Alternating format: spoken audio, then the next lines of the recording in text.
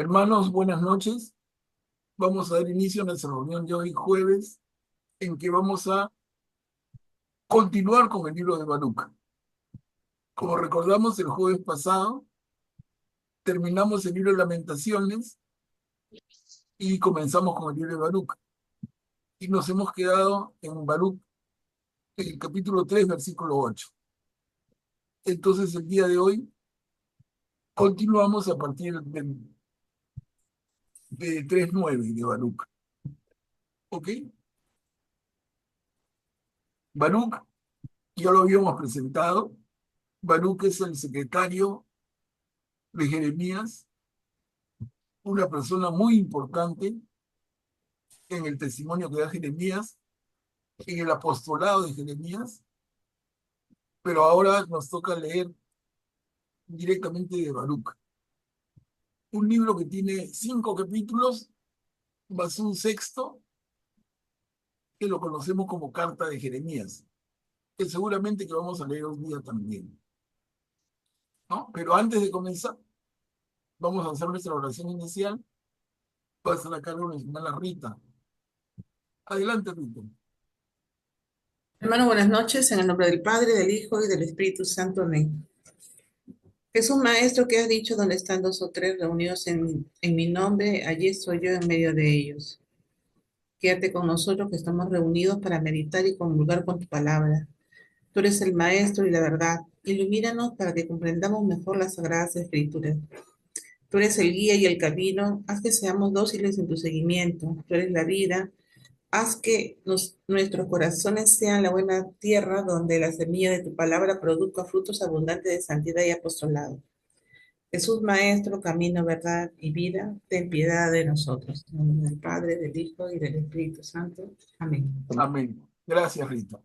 Entonces, hermanos, continuamos con nuestro estudio del libro de Baruch, como les decía, en 3:9, y acá vamos a ir de Baruch 3:9 a 4:4, es decir, del capítulo 3, versículo 9, al capítulo 4, versículo 4.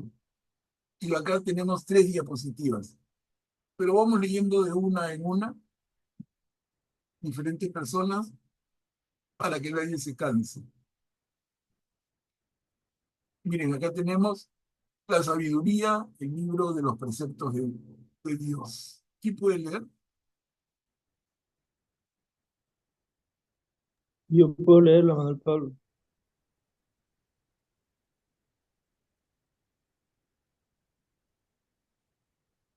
Escucha, Israel, los mandamientos de vida. Presta atención para aprender a discernir. ¿Por qué, Israel, estás en un país de enemigos y has envejecido en una tierra extranjera? ¿Por qué te has contaminado con los muertos, contándote entre los que bajan al abismo? Tú has abandonado la fuente de la sabiduría. Si hubieras seguido el camino de Dios, vivirías en paz para siempre. Aprende dónde está el discernimiento, dónde está la fuerza y dónde la inteligencia, para conocer al mismo tiempo dónde está la longevidad y la vida, dónde la luz de los ojos y la paz. ¿Quién ha encontrado el lugar de la sabiduría? ¿Quién ha penetrado en sus tesoros?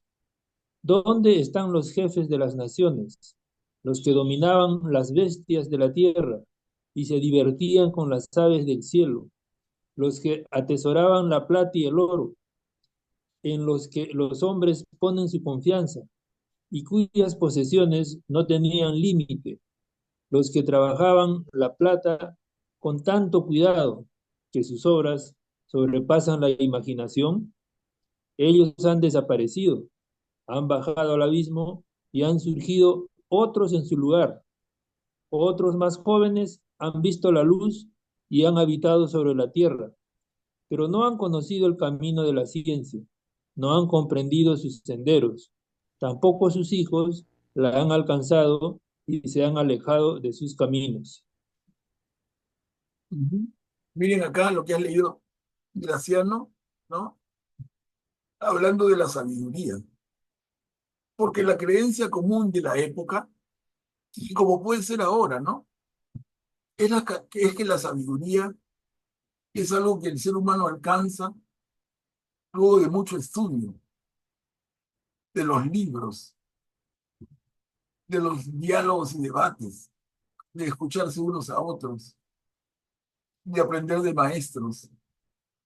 Ese concepto que se introduce ya para la época de Jeremías y Baruch, y que viene, ¿de dónde? Viene de los griegos, de la filosofía griega. Y contra eso, los profetas de Israel nos hablan de la sabiduría como que tiene como fuente a Dios, ¿no? Entonces, en ese sentido, es que estamos leyendo con Graciano esto.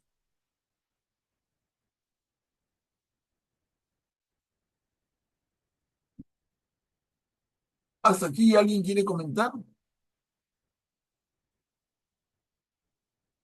Como les digo, son 3 diapositivas, pero bastante densas, entonces podemos ir viendo de una por una.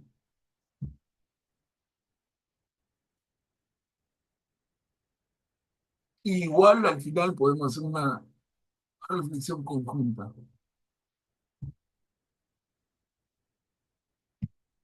A ver, avanzamos. La segunda diapositiva, ¿quién puede leer?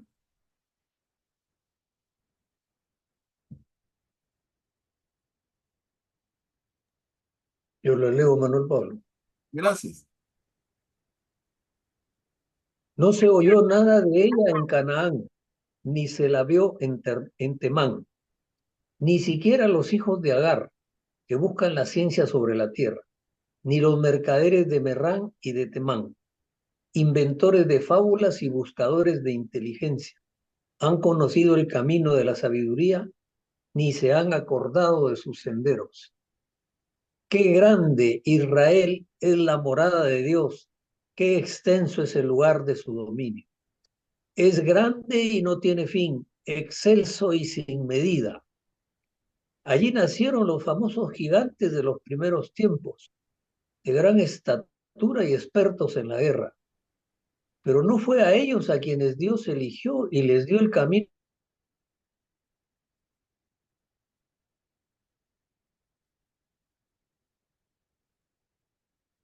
Guillermo, No se escucha, Manuel. sí, se ha cortado, Se ha Guillermo. congelado. Sí, sí, sí.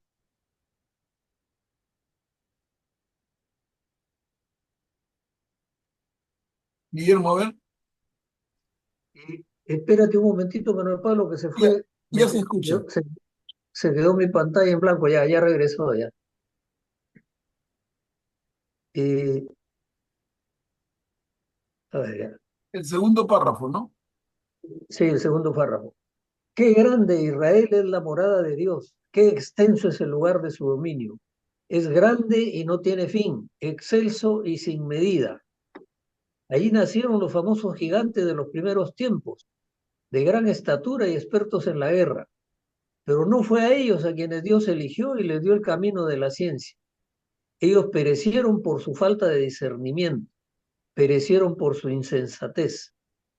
¿Quién subió al cielo para tomarla y hacerla bajar de las nubes? ¿Quién atravesó el mar para encontrarla y traerla a precio de oro fino? Nadie conoce su camino, ni puede comprender su sendero. Pero el que todo lo sabe, la conoce, la penetró con su inteligencia. El que formó la tierra para siempre y la llenó de animales cuadrúpedos. El que envía la luz y ella sale, la llama y ella obedece temblando. Gracias, Guillermo. Miren qué bonito habla Baruch de la sabiduría que viene de Dios. Bueno, entonces, el tercer párrafo es clarísimo. ¿Quién subió al cielo para tomarla y hacerla bajar de las nubes? ¿Quién atravesó el mar para encontrarla y traerla a precio de oro fino? Nadie conoce su camino ni puede comprender su sendero. Pero el que todo lo sabe, ¿quién es el que todo lo sabe? Dios, ¿no? Entonces, pero el que todo lo sabe la conoce, la penetró con su inteligencia, el que formó la tierra para siempre y la llenó de animales cuadrúpedos, el que envía la luz y ella sale, la llama y ella obedece temblando. Lindo texto, ¿no?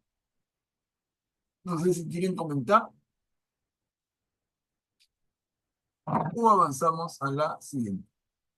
A ver, la tercera. Con eso terminamos la película un poco extensa. ¿Quién puede leer?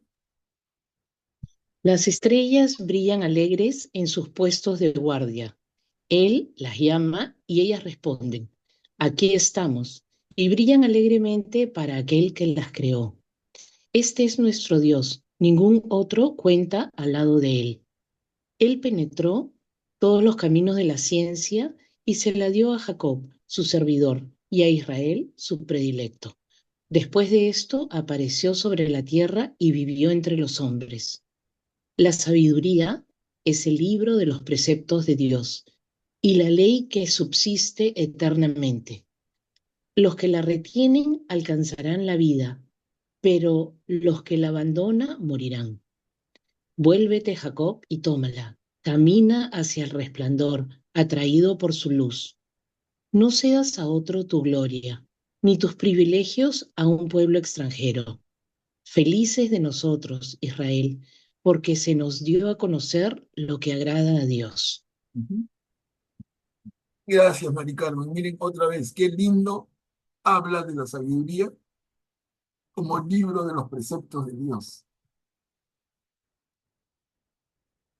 En un momento incluso, cuando dice al final del primer párrafo, él penetró todos los caminos de la ciencia y se la dio a Jacob su servidor y a Israel su predilecto. Y dice, después de esto, apareció sobre la tierra y vivió entre los hombres. Podríamos entender ahí también a Jesús. Miren, empezamos con muchos siglos antes, ¿no? Es Baruch. Augusto, adelante. Y buenas noches. Aquí está equiparando prácticamente la palabra de Dios, ¿no? Porque dice, habla del libro de los mandamientos de Dios y la ley.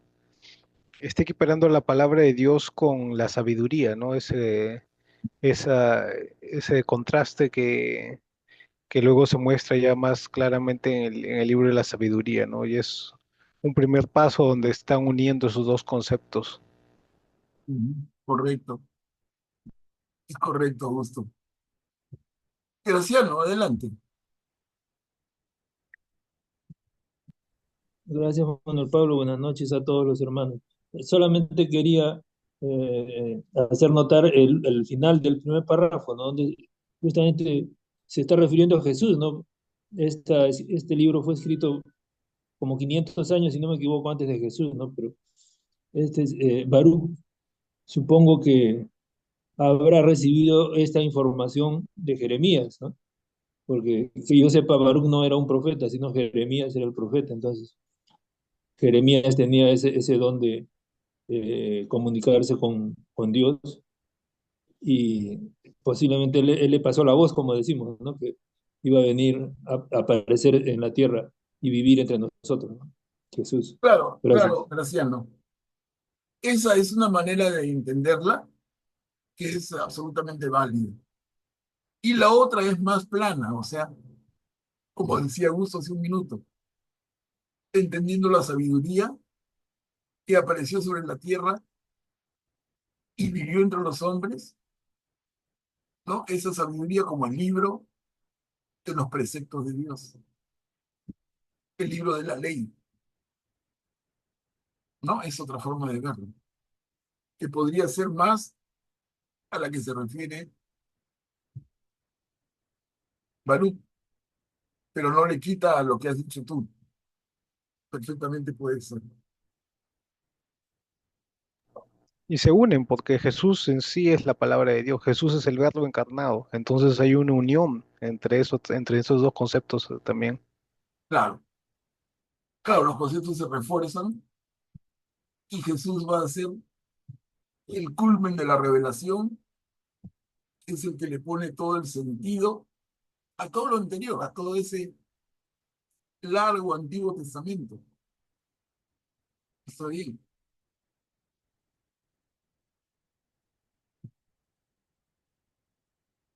Y termina esta perícopa diciendo felices de nosotros, Israel, ese felices.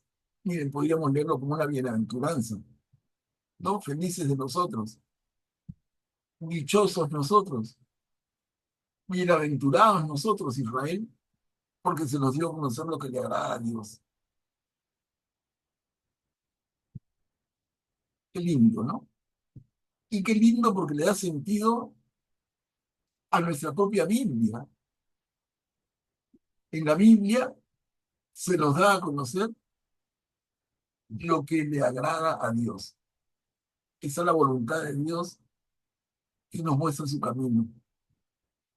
O sea, qué coherencia absoluta. ¿Alguien más, hermanos?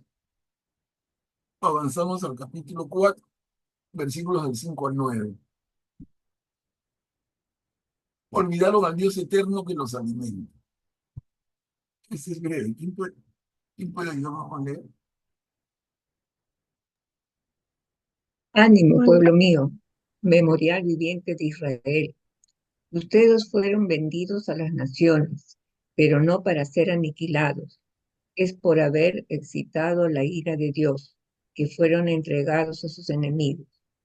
Ustedes irritaron a su Creador, ofreciendo sacrificios a los demonios y no a Dios. Olvidaron al Dios eterno, el que los sustenta y entristecieron a Jerusalén, la que los crió, porque ella, al ver que la ira del Señor se desencadenaba contra ustedes, exclamó: escuchen, ciudades vecinas de Sión, Dios me ha enviado un gran dolor. Gracias, Juanina. Miren,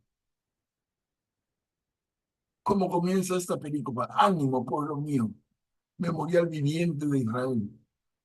¿No? Ánimo. Y diríamos, ¿es que el pueblo necesita ánimo?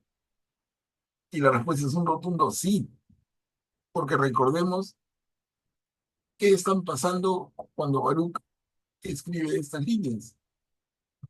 Están exilados en Babilonia, desarraigados en su querida Jerusalén. Y entonces necesitan ánimo. Y eso le da todo el sentido a lo que viene, ¿no? Que está claro, solamente yo lo refuerzo. Ustedes fueron vendidos a las naciones, pero no para ser aniquilados. ¿Por qué? Porque el Señor quiere rescatar a su pueblo, quiere corregirlo, pero no aniquilarlo. Y eso lo hemos conversado varias veces. Miren, ustedes irritaron a su creador, ofreciendo sacrificios a los demonios y no a Dios. Y esa es la idolatría, pues. Eso es el rendir culto a dioses, entre comillas, que no son Dios, que no son Yahvé, que no son el Padre. Y es una falta grave del pueblo, es una falta gravísima. Esta, junto con la desatención al hermano, son los dos grandes pecados que cometidos reiteradamente, que siempre están recordando. Entonces dice, olvidaron al Dios eterno, el que nos sustenta, y entristecieron a Jerusalén, la que los crió. Como hablando de Dios como Padre y Jerusalén como Madre, ¿no?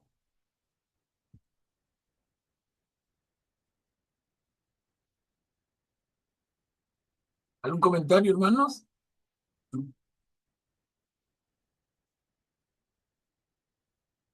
A ver, avanzamos.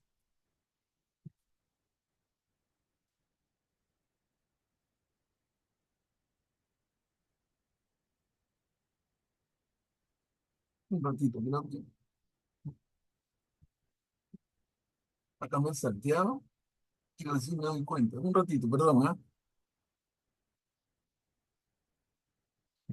Acá me he saltado del 4:10 al 4:16. Una pericopa entera. A ver, tomen nota, por favor, y la leen. Yo lo voy a hacer también. Disculpen. Como les digo, ¿no? Por más cuidado que tengo, hay cosas que se me escapan y lamentablemente. Pero veamos acá. Baruc, capítulo 4, versículos del 17 al 29, son 2 diapositivas.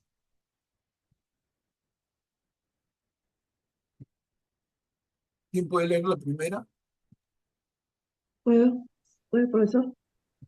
Dios les volverá con gozo y alegría. Y yo, ¿cómo podré socorrerlos? El mismo que les infligió esos males los liberará de las manos de sus enemigos. Vayan, hijos, vayan, mientras que yo me quedo desolada. Yo me quité el vestido de fiesta, me puse ropa de suplicante y clamaré al Eterno mientras viva.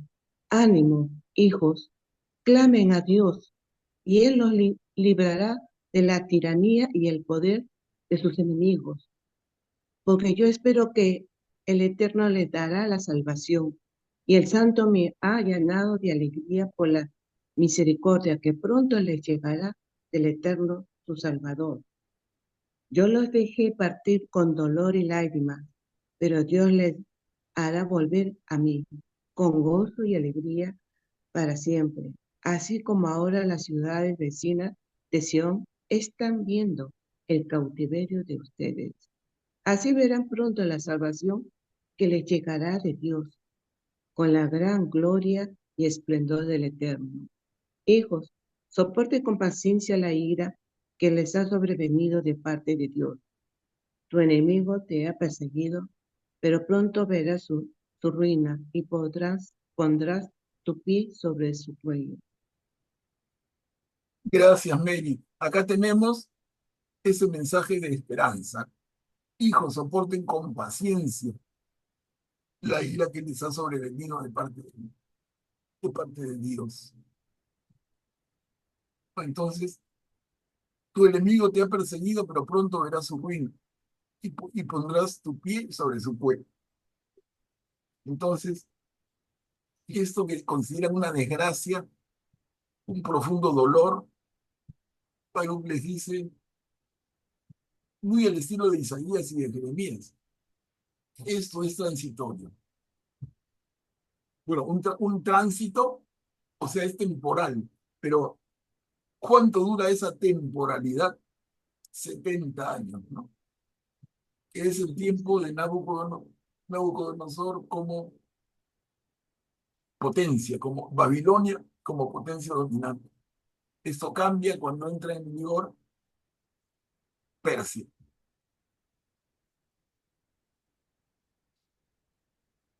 Entonces termina diciendo, hijos, soporten con paciencia la ira que les ha sobrevenido de parte de Dios.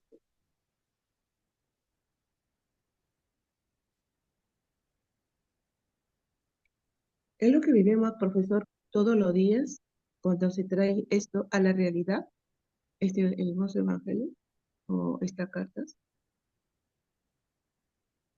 ¿no? Que a veces tenemos problemas y eso hace que uno soporte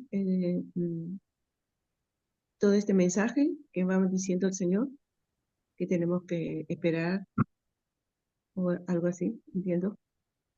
Claro, claro, ¿no? Esa paciencia, pero es una paciencia que tiene de respaldo la esperanza.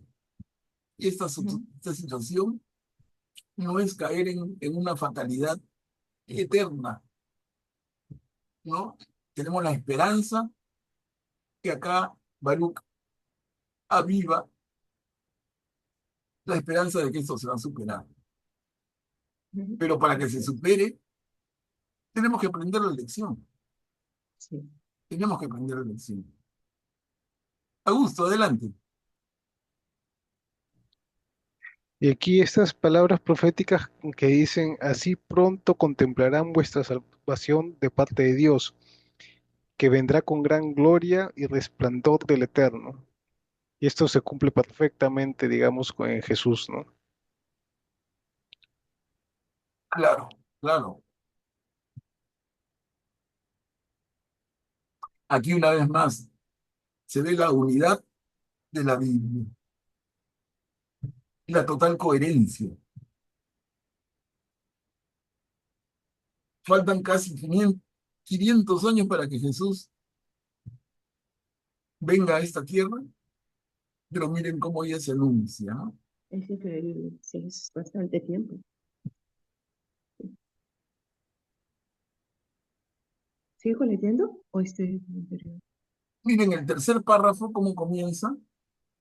Yo los dejé partir con dolor y lágrimas, pero Dios los hará volver a mí con gozo y alegría para siempre. Miren, qué lindas frases. A ver, sí, Mary, si tú puedes leer la que sigue, sería esta que es cortita. Mis tiernos hijos han recorrido ásperos caminos, fueron llevados como un rebaño arrebatado por el enemigo.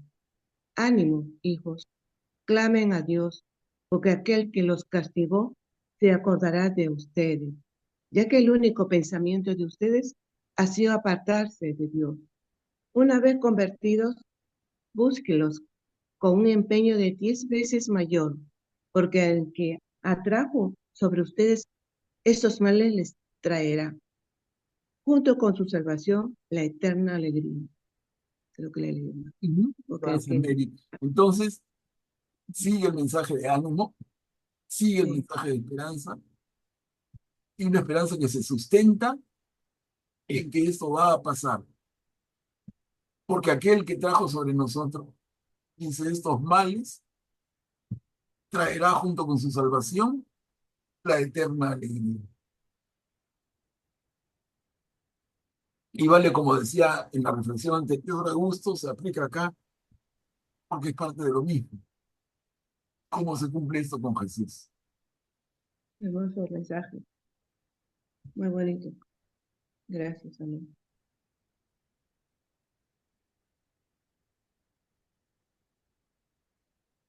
A ver, acá pasamos a Baruch 4, versículo 30 a el capítulo 5, versículo 4. Jerusalén, quítate la ropa de luto. Jerusalén está de luto y entendemos perfectamente por qué. Y le habla a Jerusalén como que fuera una persona, pero representa a toda su población, como cuando dice Israel, "Oh, Jerusalén, quítate la ropa de tu luto". ¿Quién puede leer? Esta es una sola diapositiva. Ánimo, ánimo Jerusalén, el que te dio un nombre te consolará. Ay de los que te maltrataron y se alegraron de tu caída. Ay de las ciudades que esclavizaron a tus hijos. Ay de aquella que recibió a tus hijos, porque así como ella se alegró de tu caída y se regocijó por tu ruina, así se afligirá por su propia desolación. Yo le quitaré su alegría de ciudad populosa y su jactancia se convertirá en duelo. Caerá fuego sobre ella de parte del Eterno durante muchos días y será morada de los demonios por muy largo tiempo. Mira hacia el oriente, Jerusalén, y contempla la alegría que te viene de Dios. Ahí llegan la palabra del Santo, llenos de gozo por la gloria de Dios. No, no, te comiste una Quita, letra. Ahí llegan tus hijos, lo que había visto. perdón, correcto. Ahí llegan tus hijos, los que habías visto partir. Llegan reunidos desde el oriente al occidente por la palabra del Santo, llenos de gozo por la gloria de Dios. Quítate tu ropa de duelo y de aflicción, Jerusalén. Vístete para siempre con el esplendor de la gloria de Dios. Cúbrete con el manto de la justicia de Dios. Coloca sobre tu cabeza la diadema de gloria del Eterno, porque Dios mostrará tu resplandor a todo lo que existe bajo el cielo, porque recibirás de Dios para siempre este nombre, paz en la justicia y gloria en la piedad. Gracias, Graciano. Miren esa alegría. Quítate tu ropa de duelo, vístete para siempre con el esplendor de la gloria de Dios. Cúbrete con el manto de la justicia de Dios.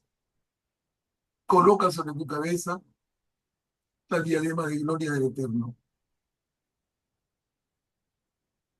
No sé si les pasa a ustedes, a mí cuando leo esto, me viene un poco a la memoria esta perícopa en el Evangelio en que nos dice que tenemos que estar contentos porque el novio está con nosotros. Esa alegría, esa fiesta. Entonces, quítate la ropa de tu luto. Tienes que estar alegre. ¿Por qué? Porque el novio va a estar con ustedes, es lo que va a decir Jesús.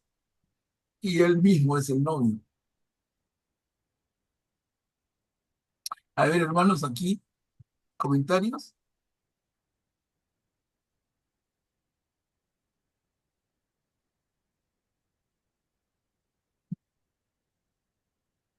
Es que eso quiere Perdón, perdón. Mary, estás hablando, no se escucha. estoy entendiendo mal. Ya, Mary, es que el luto es la ropa negra que uno se pone después de alguien fallecido. O lo estoy entendiendo mal. no, O uno el está traje, triste por eso, está triste y entonces uno se lo tiene que sacar para alegrarse, ¿no? Porque uno está feliz porque la persona está con Dios y Dios está también con nosotros, claro, alegrarnos porque estamos vivos, ¿no? claro, claro, claro. Trato de entender. Y vivimos en esa esperanza, Ujú. ¿no? Vivimos en esa esperanza y en esa seguridad. Gracias. ¿Alguien más, hermanos? A ver si no avanzamos. Entramos al capítulo 5 en la parte final. Acá termina el capítulo 5. Dios trae de vuelta a tus hijos. Miren, acá otra vez está el tema de la vuelta, del retorno, ¿no? Ellos han sido deportados, pero van a regresar.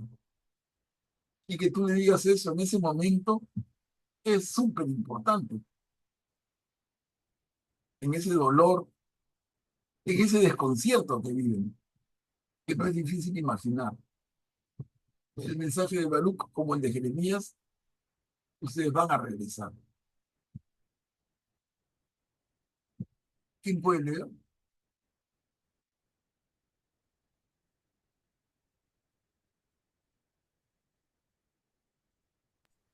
Yo leo, Manuel Pablo. Ya, Levántate, Jerusalén, sube a lo alto y dirige tu mirada hacia el oriente.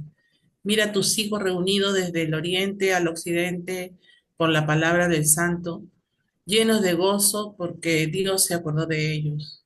Ellos salieron de ti a pie, llevados por enemigos, pero Dios te los devuelve traídos gloriosamente en un trono real, porque Dios dispuso que sean aplanadas las altas montañas y las colinas seculares y que se rellenen todos los valles hasta nivelar la tierra, para que Israel camine seguro bajo la gloria de Dios.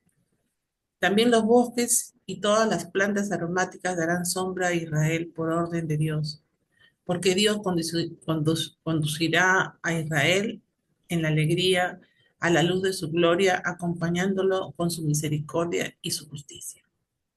ujú. Gracias, Rita. Miren qué claro, Baruch. Levántate, Jerusalén.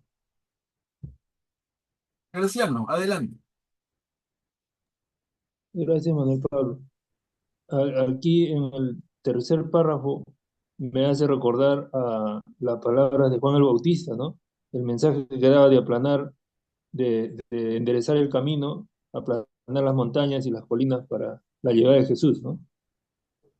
Perfecto, claro que sí. Claro, pero Baruch, ya lo estamos diciendo varias veces, se escribe siglos antes de Juan el Bautista. O sea, pero miren la coherencia entre uno y el otro. Cuando se escribe el Evangelio, ahora, las palabras de Juan, ¿de quién venían? ¿Se acuerdan? Venían de Isaías, aplanen el camino, ¿no? Preparen el camino. En el desierto preparen el camino del Señor. Y habla de aplanar y de nivelar, como dices. Y ese Isaías es contemporáneo de este Baruch. Augusto, adelante. Aquí lo que está escribiendo Baruch se está cumpliendo, se cumpliría parcialmente, digamos, cuando retornan del oriente los del cautiverio hacia Jerusalén, el pueblo de Israel, ¿no? Pero ya se cumple totalmente, se cumpliría ya con todos los matices que plantea, ¿no?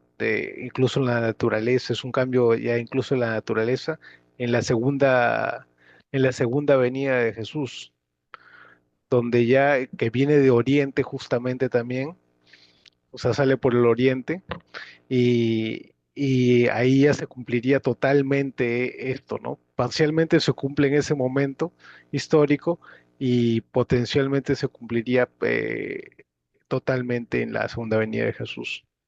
Claro, claro. La segunda venida de Jesús que conocemos como la parucía. Entonces, en la parucía, en la segunda venida, en la venida definitiva, en la instalación del reino de Dios, como dice Augusto, eso se termina de cumplir. Pero de hecho, se va a cumplir inmediatamente, o digamos, no tan inmediato, pero se va a cumplir en los años siguientes con el retorno del pueblo exilado. Ahora, eso lo vamos a comentar en la siguiente reunión, que vamos a hablar del retorno, ¿no? Vamos a ver con más detalle. Ese retorno no es fácil, es un proceso durísimo, porque si estuvieron 70 años exilados, regresar les tomó 150 años. Una vez que les dijeron pueden regresar, 150 años. Vamos a hablar de eso con tranquilidad en la próxima y sustentándonos en los libros respectivos en la Biblia. Hermanos, hasta aquí, miren el capítulo 5 de Baruch, acá termina, pero ya les adelantaba, viene un capítulo 6 que en algunas Biblias está como documento aparte, y le llaman carta de Jeremías, pero yo lo tengo en mi Biblia y se usa mucho así también, incluirlo como sexto capítulo de Baruch. Esta carta les pido que la veamos con doble atención, porque tiene conceptos que pueden prestarse, y de hecho se prestan a diferentes posiciones.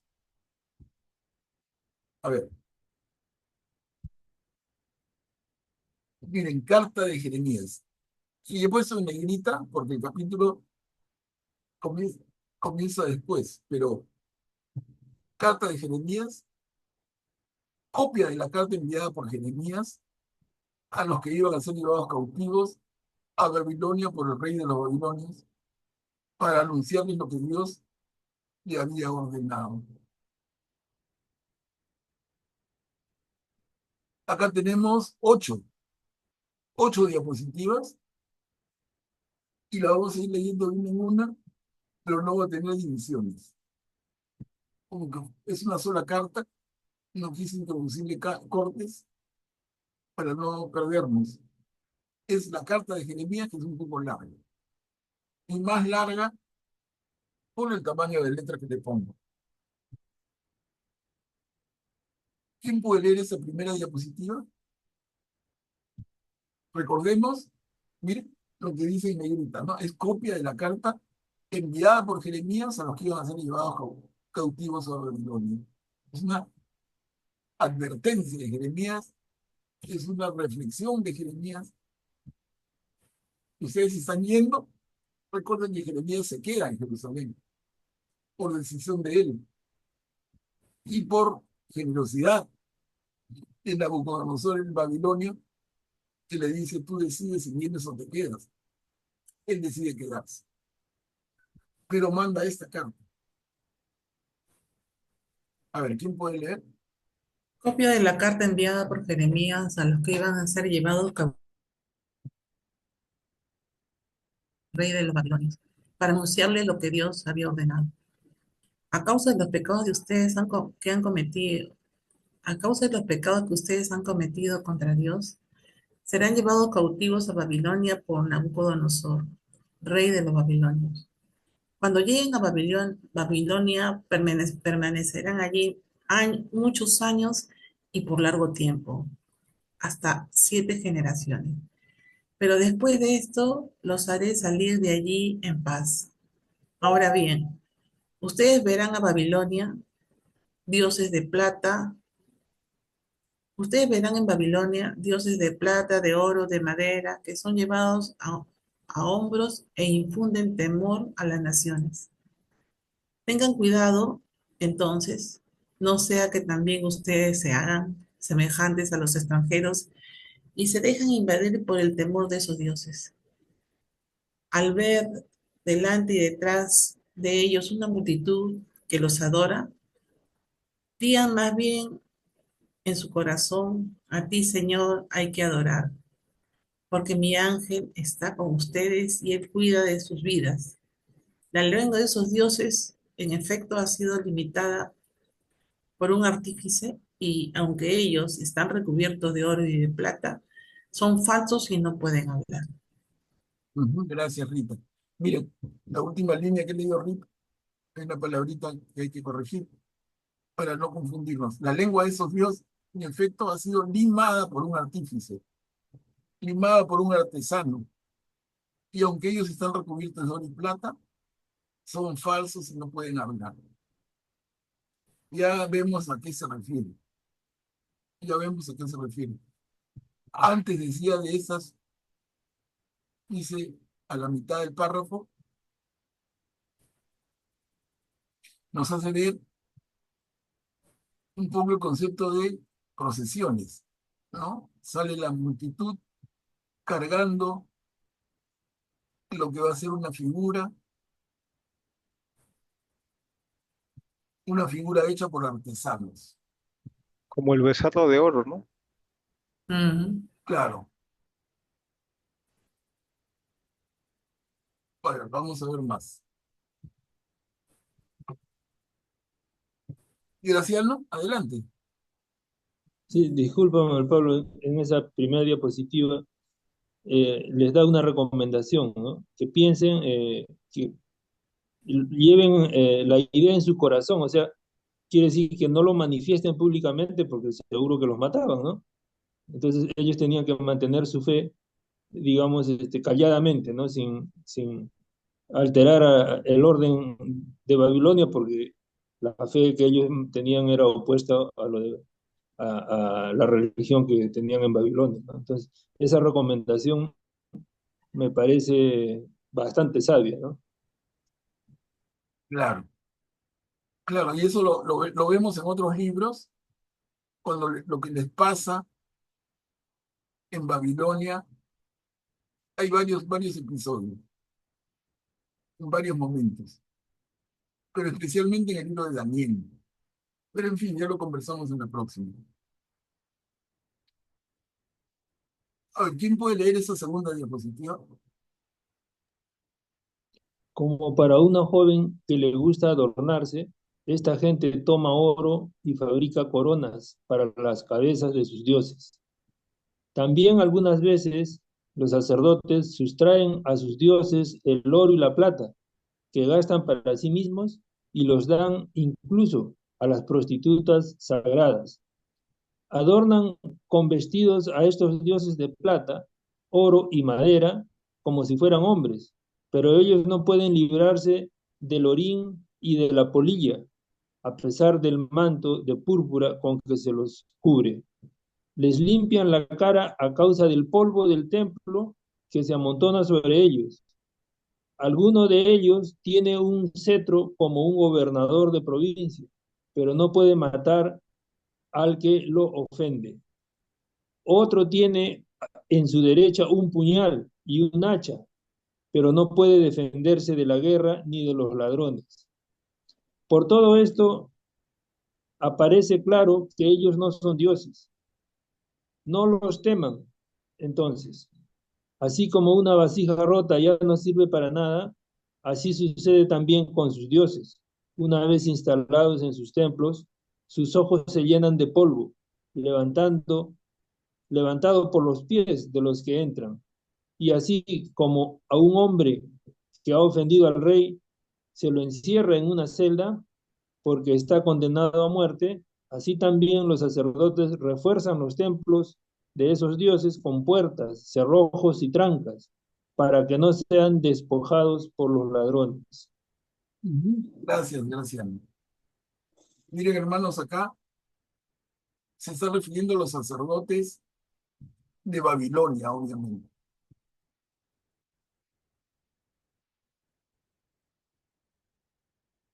Pero otra vez sale un tema que cada vez me es más claro a mí, que es el conflicto. Es un conflicto que se manifiesta siempre entre los profetas y los sacerdotes. Y llama un montón la atención, debería ser más pensado. ¿Por qué no? ¿Por qué no están del mismo lado? ¿Por qué critican unos a otros? Es un tema bien interesante. Sí, Guillermo, adelante. Manuel Pablo, ¿qué significan las prostitutas sagradas? Bueno, ese es un buen tema. Estas mujeres, la costumbre viene de diferentes pueblos vecinos a Israel. Y son mujeres que ejercen, como dice su nombre, ejercen la prostitución sagrada. Son mujeres que se rapaban la cabeza, como primer símbolo externo, se rapaban la cabeza. Y la prostitución la ejercía en el templo, ¿no? El templo de los paganos ejercía la prostitución sagrada. ¿En qué sentido sagrada? Porque ellos entendían que en el momento culmen del placer que da la prostituta, la persona que está con ella llega a tocar el cielo. Ese es el sentido profundo de por qué consideran sagrada la prostitución. Estas mujeres, entrenadas en el oficio amatorio, llevan el hombre a tocar a Dios, a ponerlo lo más cerca que puede estar. Y ese es el sentido. Y les digo, esas prostitutas sagradas ejercían en el templo y con la cabeza raspada. Y sobre todo, bueno, en Babilonia están, pero lo vamos a ver después en Corinto. En Corinto, de ciudad de Grecia, se va a ver esto, y quien va a hablar de ello es Pablo mismo. En su primera carta a los Corintios, Pablo va a hablar, no, en su carta a los Corintios, Pablo va a hablar de que la mujer se cubra la cabeza. Y uno dice, qué raro, es el único sitio. Si ustedes revisan todas sus cartas, todas las cartas de Pablo, y el único lugar en que Pablo habla que la mujer se cubra la cabeza y sale la idea de la mantilla. el único lugar es la carta a los Corintios. Y es que en Corinto había el ejercicio de la prostitución sagrada en tiempo de Jesús. Y entonces la mujer se cubre la cabeza, es esa prostituta sagrada, entre comillas. Pero en fin, es todo un tema que también se puede investigar. Pero las prostitutas para los griegos sí no se rapaban la cabeza, ¿no? O también. En Egipto, en Corinto es Grecia, pues, Corinto es Grecia. La, Pero para ellos también se rapaban la cabeza, no, las no, prostitutas, o en ese no. la prostitución sagrada sí. Aquí Ah, la ya. prostitución que es sagrada. No, la prostituta cualquiera no. Pero en el templo hay este servicio, entre comillas, este culto a Dios a través de la prostitución sagrada, que tiene todo un sentido para ellos que los judíos no van a aceptar y menos los cristianos, ¿no? Guillermo, adelante.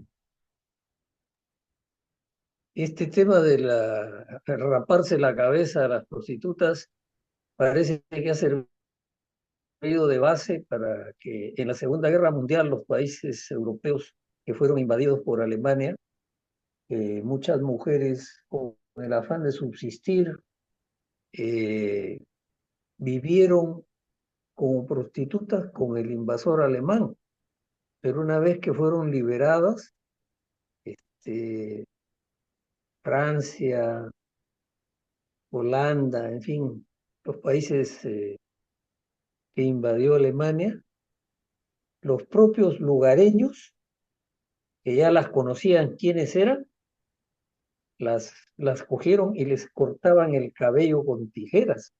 Yo lo he visto en un documental sobre la Segunda Guerra Mundial. O sea, hacían eso para significar el oprobio y el rechazo a la forma como estas mujeres se habían comportado con el invasor. Interesante.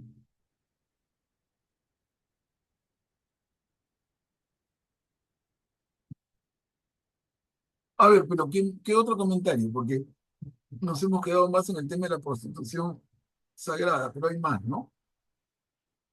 Graciano, adelante.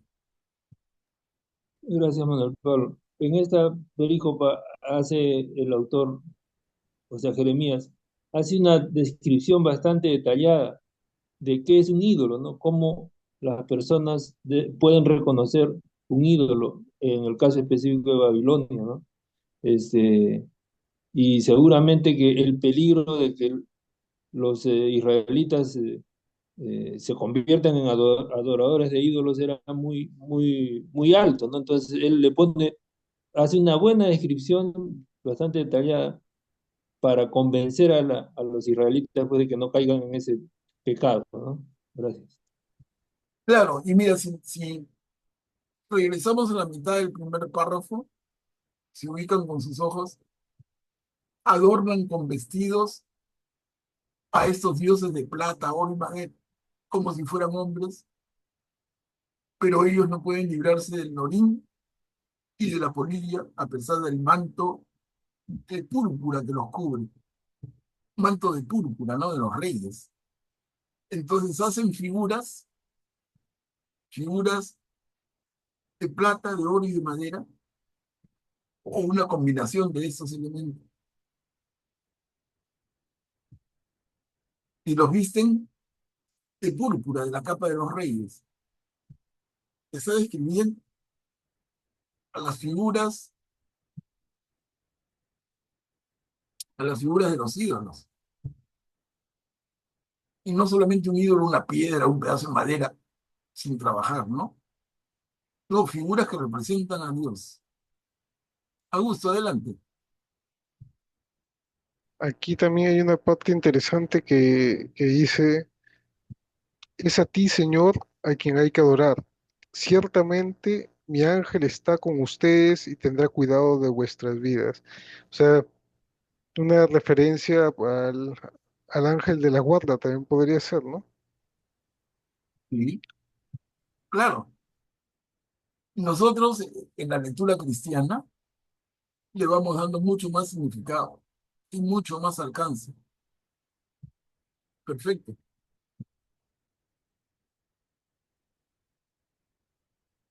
Mira cómo habla de esas figuras de madera, oro y plata, vestidas con el manto púrpura de los reyes. Y como dice, ¿no? Todo esto parece claro. Ellos no son dioses. No los teman entonces.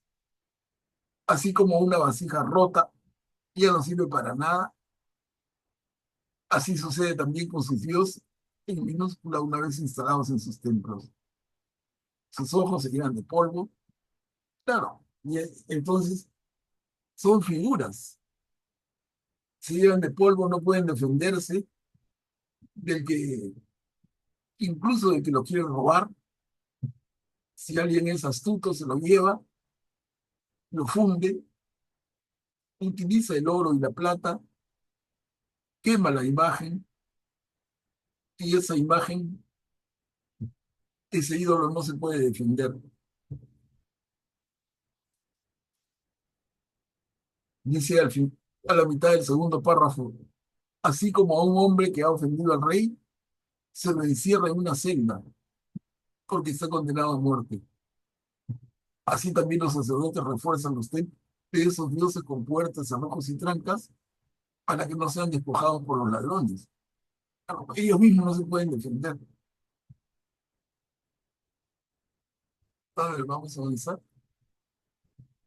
Acá la tercera diapositiva, seguimos con lo mismo, ¿no? Encienden lámparas en mayor número aún que para sí mismos, aunque los dioses no pueden ver ninguna de ellas. Son como uno de los postes del templo, de los cuales se dice que están carcomidos por dentro, y mientras los gusanos de la tierra los devoran, junto con sus vestidos, ellos no sienten nada. Su cara está ennegrecida por el humo del templo. Sobre su cuerpo y su cabeza revolotean murciélagos, golondrinas y otros pájaros, y también hay gatos. Por todo esto, ustedes reconocerán que no son dioses. No los teman entonces. Ellos no harán brillar el oro con que se los recubre para embellecerlos. Si nadie le quita el orín, porque ni aun cuando los fundían se daban cuenta de nada. Han sido comprados a muy alto precio y no hay en ellos ni un soplo de vida. Como no tienen pies, son llevados en andas, mostrando así a los hombres que no valen nada. Y sus propios servidores también tienen que avergonzarse, porque si esos dioses caen por tierra, ellos tienen que levantarlos. Si se los pone de pie, no se mueven por sí mismos. Si se los inclina, no se pueden enderezar. Como a muertos se les presentan las ofrendas. Gracias, Mari Carmen. Creo que se va viendo ya claro la figura a qué se refiere, ¿no? Esas figuras que se idolatran,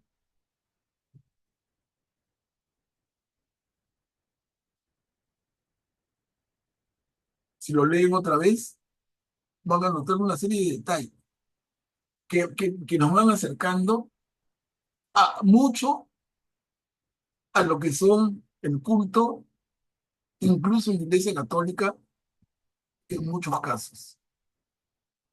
No es el caso nuestro en este grupo, pero en general, les digo, yo creo que ya es momento, estamos por entrar a la mitad de este capítulo sexto de Baruch.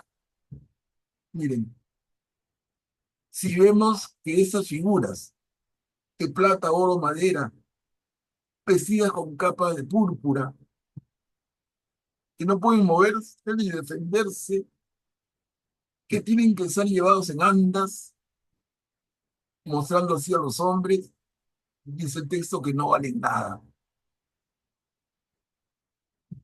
Si ellos caen por tierra, no pueden levantarse, no se mueven por sí mismos. Si se los inclina, no se pueden enderezar. Como muertos se le presentan las ofrendas. Miren, qué duro. Y les adelanto, para que tengamos una lectura mucho más atenta todavía, y es que, hermanos, muchos hermanos protestantes, muchos hermanos evangélicos van a acusar al culto católico, al culto nuestro, como idolátrico, porque entran a muchas iglesias, no digo todas, pero casi todas, ¿no? Entran a muchas iglesias y la cantidad de figuras de lo que nosotros representamos como santos, vestidos y adornados cada uno, más elegante y más lujoso que el otro. Y el pueblo puede ser un pueblo pobre y hace el esfuerzo para juntar un dinero importante y hacer una corona de oro al santo o una corona de oro al Cristo, que es una figura de madera, de arcilla, con oro, con plata, con púrpura, un poco lo que está diciendo acá Baruch, ¿no? Aquí yo sé, y ahí vamos a abrir el diálogo al final, porque podemos entender que en la práctica del rito católico esto no lo vemos así. Nosotros no lo vemos así, pero los hermanos que nos critican sí lo ven así y nos critican por ello. No, por eso les digo, estemos moscas en lo que sigue de lectura, porque al final entonces tendremos oportunidad de hacer juntos una reflexión y tener un argumento mucho más claro todos nosotros. Augusto, adelante. Ah, claro, con la diferencia de que aquí específicamente se indica que estos ídolos era para ellos o sea, eran para ellos eran dioses. Y claro, los trataban de hacer lo más vívidamente posible, ¿no? Les ponían vestidos, los formas probablemente humanas o quizás con otras características que asombraran a la gente, ¿no? Pero específicamente son ídolos porque se les da un culto como a Dios. El culto debido a Dios se lo dan a ellos, ¿no? Mientras que los santos y las figuras, ¿no? En las iglesias es más un tema quizás más didáctico para aquellos que tienen sobre todo para las personas que tienen una fe, que digamos, como digamos, una fe que está comenzando, una fe que requiere una visualización de aquellos ejemplos de personas que han seguido a Cristo, ¿no? Claro, pero a eso vamos como comentario final, pues. Claro, porque estamos a la mitad, ¿no? De todas maneras, tengamos esto en mente para que en lo que queda de lectura estemos más atentos, y la línea del comentario de Augusto podremos comentar todos al final. A ver, la diapositiva cuarta.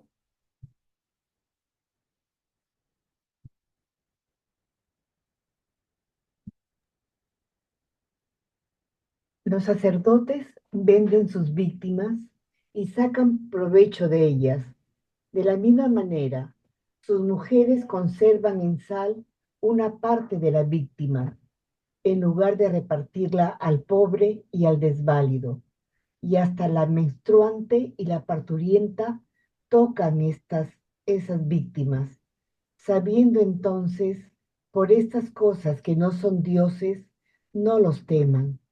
¿Cómo se los puede llamar dioses si son mujeres las que sirven a esos dioses de plata, de oro y de madera? En sus templos, los sacerdotes permanecen sentados con sus túnicas desgarradas, con la cabeza y la barba raída y la cabeza descubierta, gritan y vociferan delante de sus dioses, como lo hacen algunos en un banquete fúnebre. Ellos quitan los vestidos a los dioses para vestir a sus mujeres y a sus hijos, y esos dioses no pueden devolver el bien o el mal que se les hace, ni pueden entronizar o derrocar a un rey. Tampoco son capaces de dar riquezas o dinero. Si alguien les hace un voto y no lo cumple, ellos no le piden cuenta. No libran a un hombre de la muerte, ni arrancan al débil de las manos del poderoso. No devuelven la vista a un ciego, ni salvan al que está necesitado. No se compadecen de la viuda, ni favorecen al huérfano. Claro, gracias, Cuchi. Entonces, ¿qué tan efectivos son? ¿No? ¿Funcionan? No funcionan. Nos dice, no funcionan. A ver, continuamos.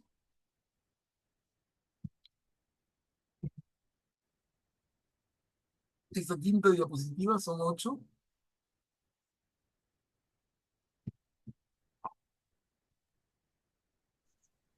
Estos pedazos de madera recubiertos de oro y plata son como piedras extraídas de la montaña, y sus servidores quedarán avergonzados. ¿Cómo se puede entonces pensar o decir que son realmente dioses? Más aún, los mismos caldeos los desacreditan. Cuando ven a un mudo que no puede hablar, lo presentan a Bel, pidiéndole que recupere el habla, como si el dios fuera capaz de entender.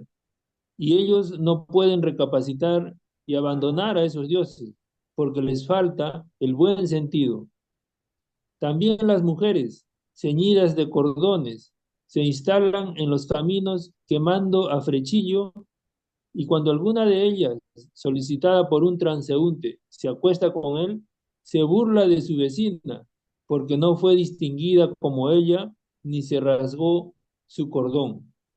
Todo lo que concierne a estos dioses es mentira. ¿Cómo se puede entonces pensar o decir que son realmente dioses? Ellos han sido fabricados por artesanos y orfebres, y no pueden ser otra cosa que lo que estos obreros quieren que sean. Aquellos que los fabrican no vivirán mucho tiempo.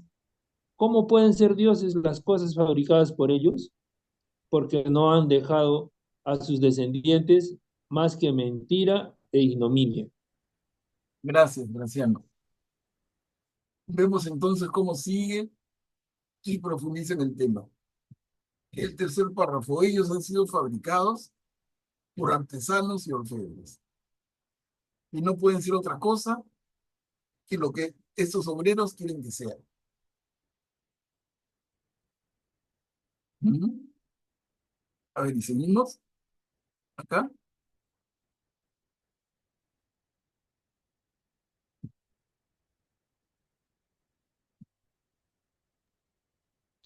Cuando les sobreviene una guerra u otras calamidades, los sacerdotes se consultan para saber dónde esconderse junto con sus dioses. ¿Cómo no comprenden que no pueden ser dioses los que no pueden salvarse a sí mismos ni de la guerra ni de las calamidades? Como son simples pedazos de madera recubiertos de oro y plata, más tarde se sabrá que son pura mentira.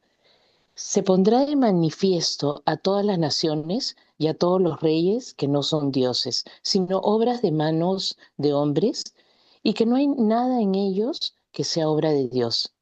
¿Quién entonces puede dejar de admitir que no son dioses? Ellos no pueden entronizar a un rey en un país, ni dar la lluvia a los hombres, ni dirimir sus propias causas, ni librar al que sufre la injusticia, porque son impotentes, son como cuervos que vuelan entre el cielo y la tierra. Si llega a caer fuego sobre el templo de estos dioses de madera, recubiertos de oro y plata, sus sacerdotes huirán y se pondrán a salvo, mientras que ellos se quemarán como postes. Ellos no pueden resistir a un rey ni a un ejército enemigo. ¿Cómo se puede entonces admitir o pensar que son dioses? Ujú. Gracias, Mari Carmen. Mire, sigue en la misma línea. La 7.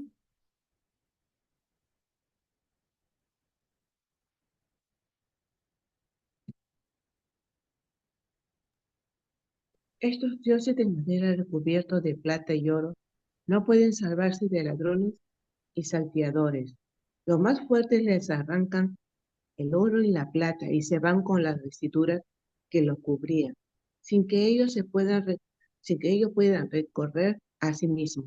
De manera que vale más ser un rey que da prueba de su valentía o un objeto útil en la casa del que se sirve su dueño, que ser estos falsos dioses. O vale más ser la puerta de una casa que, que asegura lo que hay en ella, o una columna de madera o un palacio real, que ser estos falsos dioses. El sol, la luna y las estrellas, que están puestas para alumbrar y para ser útiles, se muestran dóciles, los mismos el relámpago, cuando aparecen. Es bien visible, igualmente el viento sopla en toda la región. Las nubes, cuando Dios les ordena, recorren toda la tierra, cumplen su cometido. Y también el fuego, cuando es enviado de lo alto para consumir montes y bosques, lleva a cabo lo que se le ordena. Por eso, dioses no se parecen a ninguna de estas cosas, ni en belleza ni en poder. Por lo tanto, no se pueden pensar ni decir que son realmente dioses, ya que no son capaces de hacer justicia ni favorecer a los hombres. Sabiendo entonces que no son dioses, no los teman. Gracias, Mary. Y vamos a ver la última diapositiva, que es, o sea, acá termina la carta de Jeremías y completamos la idea.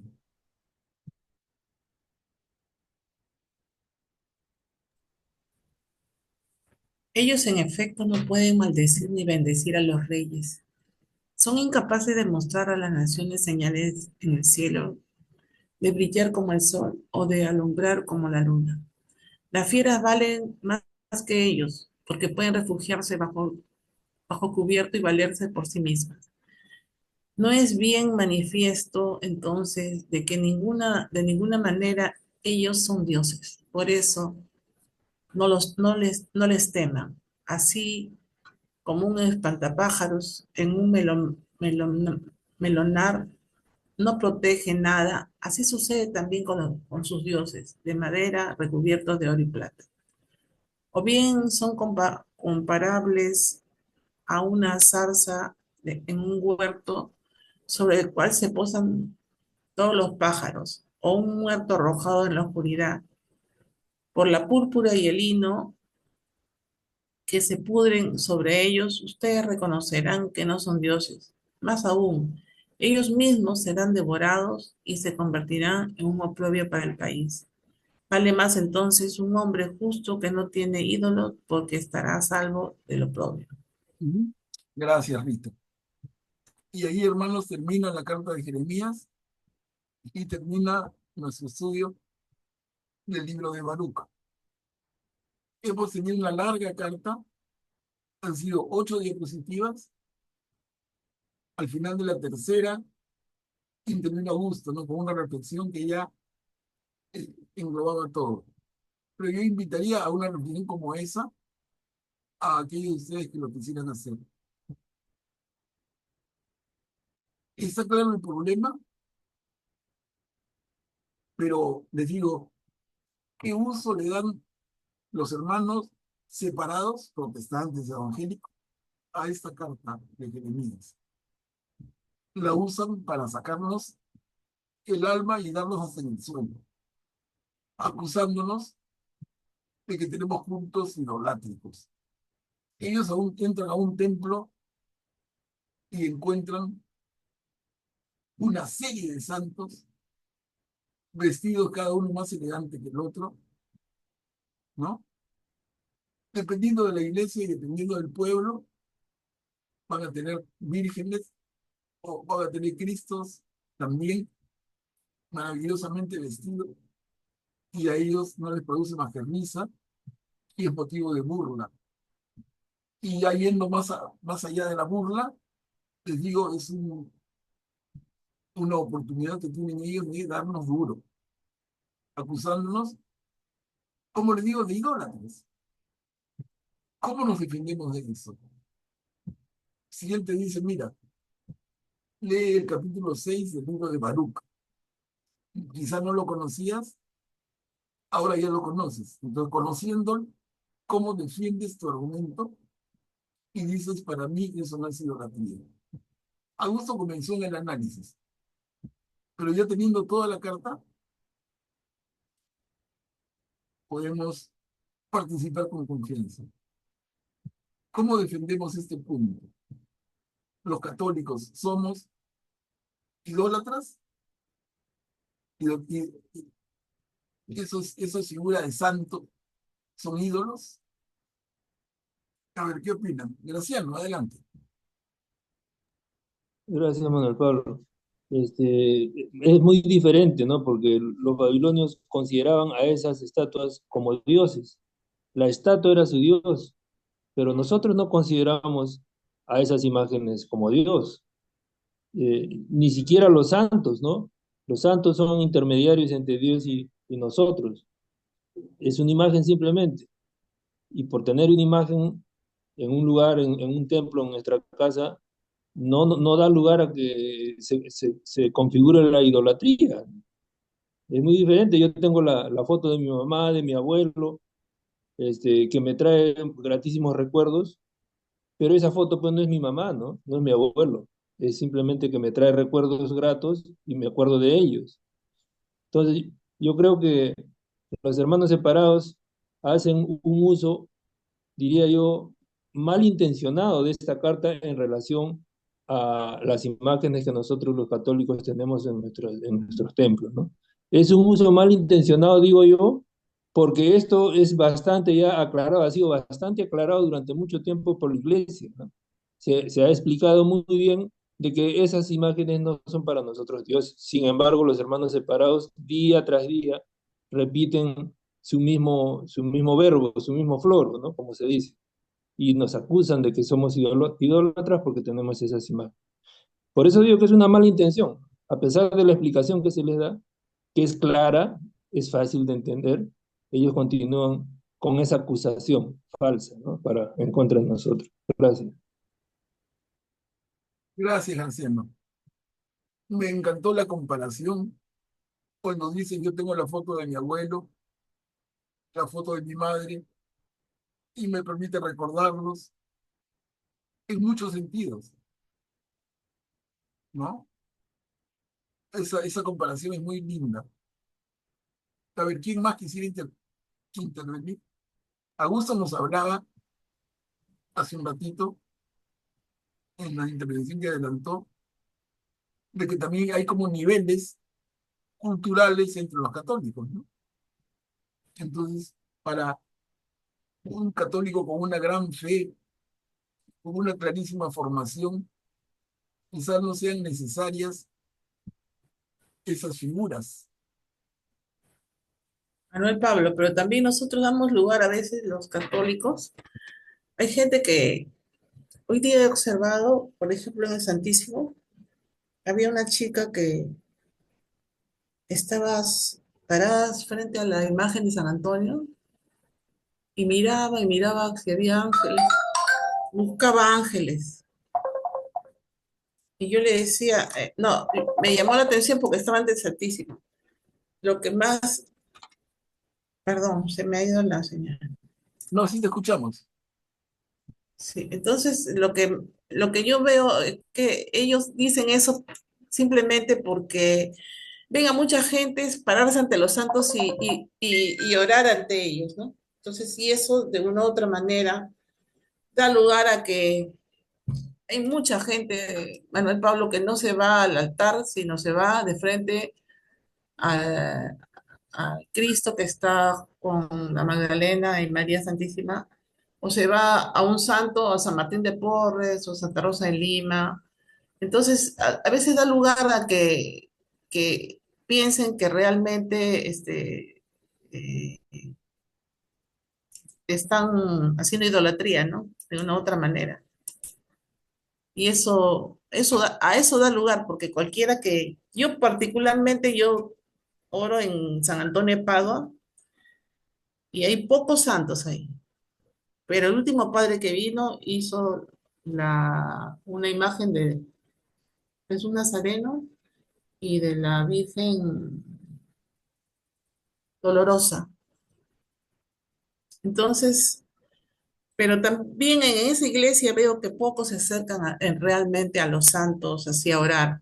Ellos, la mayoría de personas, damos nosotros a veces imagen de que idolatramos porque oramos a tus santos, ¿no? Y para mí los santos son ejemplo de vida.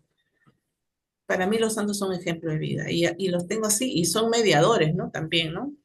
Porque para mí, por ejemplo, San Antonio, con la historia que San Francisco, en todas las partes que he ido, en iglesias, en Francia, en ciertos sitios, por ejemplo, en Bélgica también vi a San Antonio y a, y a San Francisco, ¿no? Y otros santos también, porque por ejemplo, Sacrocur, una iglesia en lo alto, habían bastantes santos, pero no se daban cuenta que en el mismo altar mayor estaba el Santísimo, ni yo misma lo había visto, no sé cómo mi hija me dice, mamá, hay que arrodillarse porque mira, mira el Santísimo, está arriba, en lo alto. Y ahí nos dimos cuenta que realmente estaba el Santísimo.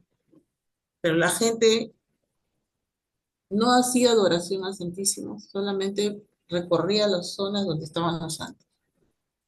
Claro, También damos lugar a esa apreciación que tengan de nosotros los otros hermanos, ¿no? claro, y como tú dices, Rita, yo le agregaría algo, ¿no? La persona que va y se concentra en una figura de un santo para rezarle y damos pie a que se diga o se piense algo, pero en algunos casos se llega a más. En algunos casos el fiel se desvive por tocar la imagen, incluso por besar la imagen, Sí, sí, sí, sí, sí, porque ¿no? Entonces allí sí, tú eres un tercero, si tú eres un cristiano que está pues en el conflicto, en la duda, el que incluso, hace eso le da pie a la crítica. sí, es verdad Entonces que sí, ellos regresan a la Biblia, ellos que dicen que son solo escritura, regresan a la Biblia y van al capítulo 6 del libro de Baruch y tienen la mesa servida claro. a darnos con palo. Y por eso les decía, la reflexión vale porque creo que en la medida en que lo reflexionemos y lo comentemos, que todos nosotros, por lo menos en nuestro pequeño grupo, tengamos respuesta a esa crítica, ¿no? Es que nosotros adoramos imágenes y se está respondiendo no. ¿Qué se está diciendo, no? Pero a ver, ¿alguien más que quisiera intervenir? Augusto está Sí, esperando. sí, Augusto, adelante. Yo creo que también tenemos que tener cuidado al juzgar a nuestros hermanos, ¿no? Hay gente que se ha criado de esa forma y necesita una visualización para su fe consolidarla, necesitan esa visualización de algo. Incluso necesitan tocar, sentir, ¿no?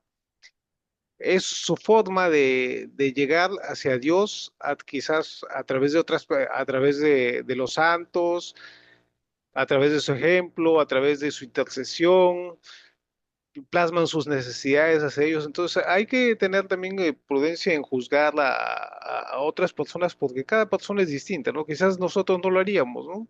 Porque no lo necesitamos, pero hay muchos que quizás sí lo necesitan porque esa es su forma de ser, ¿no? La forma como han sido criados, ¿no?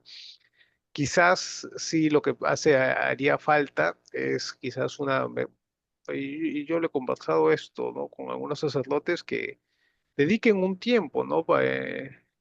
Las homilías pueden ser de 10 minutos, 15 minutos y dedicar 5 minutos más en catequizar, ¿no? Al pueblo de Dios y ciertas cositas, ¿no? Como la importancia del Santísimo.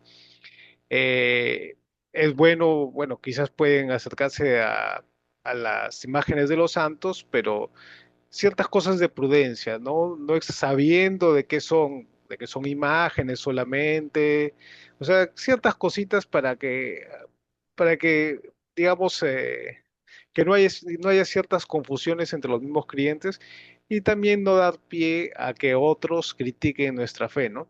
Pero hay que siempre también ser conscientes en que no vamos a cambiar nosotros solo porque otros nos critican, ¿no? Nosotros no somos judíos, no seguimos la antigua alianza, sino seguimos la nueva alianza, ¿no? Y la iglesia desde muy temprano ha tenido imágenes. Y la iglesia desde muy temprano, igual que nos critican porque hacemos oraciones repetitivas y un montón de cosas que pertenecen a la fe católica, ¿no? A la fe cristiana católica, o sea, desde la fe católica y la fe universal que se tuvo desde un principio. Y quizás ellos no lo practican porque en la Reforma Protestante se dejó de lado muchas cosas de la fe, ¿no? Igual que la Santa Eucaristía y todo.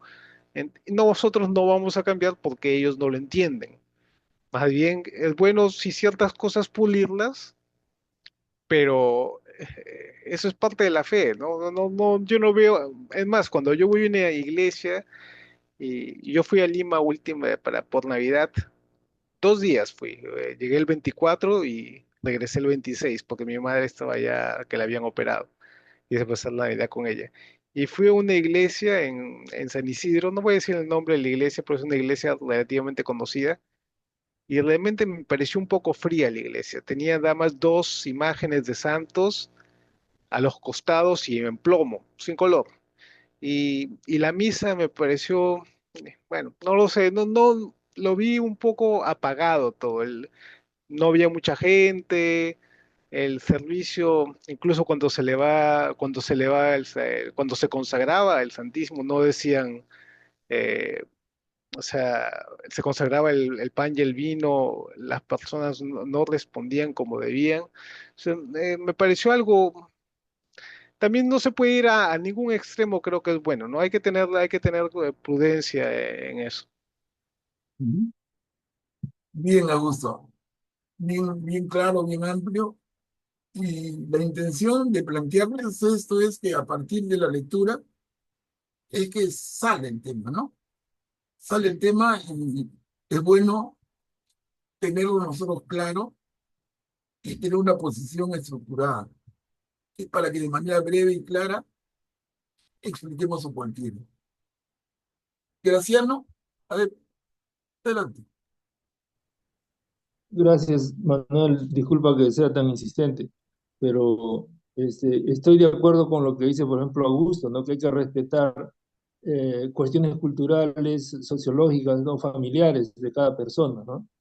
Este, pero la doctrina de la iglesia definitivamente pues, no es idólatra, ¿no? Eso lo deben tener todos bien claro, ¿no? Que ciertas personas, por ciertos motivos, tengan o aparenten tener esa tendencia, no significa que esa sea la doctrina. Y justamente el magisterio de la iglesia es permanente, ¿no? En aclarar esos temas. No ha sido un tema abandonado nunca y para la iglesia es un tema importante que todos nosotros estemos, digamos, bien capacitados y en pleno conocimiento de cuál es nuestra doctrina, ¿no? Y como dice Augusto, porque a algunos les parece, nosotros no vamos a cambiar, ¿no? Tenemos la conciencia tranquila de que no somos idólatras, ¿no? Y muchas personas, como dijo Rita también, pueden aparentarlo, pero son cuestiones ya de repente personales o de algunos lugares o culturales, como dijo Augusto también, ¿no? Gracias. Bien, bien, gracias, Graciano. Hermanos, entonces, miren, nos ha recontra ganado la hora, pero interesantísima, interesantísima la carta de Baruch, nos deja un montón, cómo resume y engloba los conceptos de Jeremías y remata con ese capítulo 6 que debe hacernos pensar como lo hemos hecho ahora. Yo los invito a que cada uno valore más esto y tenga una posición clara. Les digo, la posición clara se refleja en pocas palabras. Oye, tú haces idolatría, no. Y esa figura y explicarlo. Eso es importante. Bueno, hermanos, les agradezco muchísimo por su presencia esta noche y